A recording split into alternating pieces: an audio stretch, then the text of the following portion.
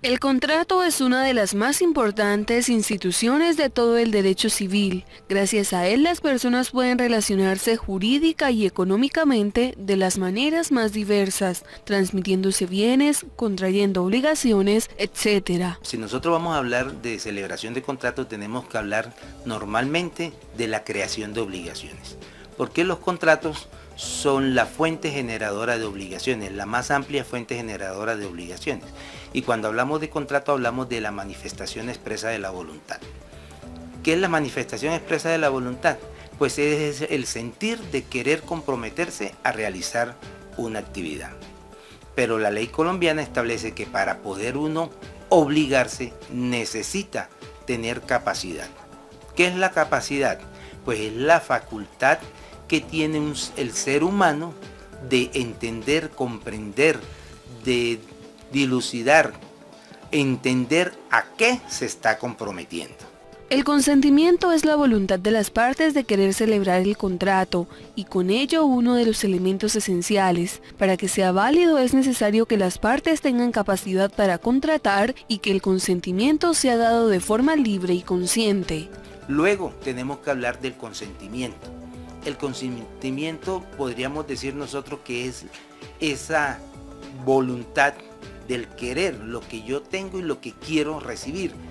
Lógicamente este consentimiento debe estar libre de cualquier circunstancia que lo invalide. Cuando hablamos de circunstancia que lo invalide estamos hablando de los vicios del consentimiento. Cuando hablamos de vicio del consentimiento estamos hablando del error, de la fuerza y del dolo. Hay un límite que afecta a los contratos y es que su cumplimiento no puede depender exclusivamente de la voluntad de uno solo de los contratantes. Es esta una consecuencia del carácter recíproco que tienen los contratos, cuyo desenvolvimiento debe estar sujeto a un acuerdo de voluntades. El ejemplo, ¿cuál sería? Si yo tengo una casa, me ofrecen compra, no la quiero vender, pero me amenazan, me ultrajan, y yo accedo a vender la casa, pero en contra de mi voluntad porque estoy temiendo por mi integridad física, ese negocio está viciado, ese negocio no tiene validez y pueden recurrir a un abogado para que haga valer esas causales y el juez determine que usted tiene el derecho a recuperar su casa e invalidar ese negocio.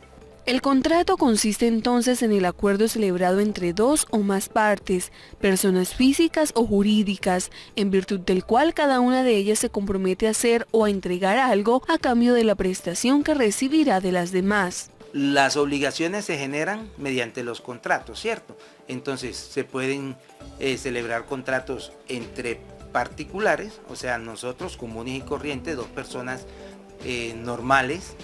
Se pueden celebrar entre personas naturales, que somos nosotros, y personas jurídicas, que son las sociedades, las empresas, y se pueden celebrar negocios también o contratos jurídicos entre personas jurídicas, es decir, dos entidades pueden celebrar contratos para buscar cada uno su beneficio. La misma validez tiene un contrato celebrado por escrito que otro hecho verbalmente, exceptuando algunos casos en los que la ley exige su constancia por escrito. Lo importante es que todos los contratantes estén conformes con los elementos que integran el contrato.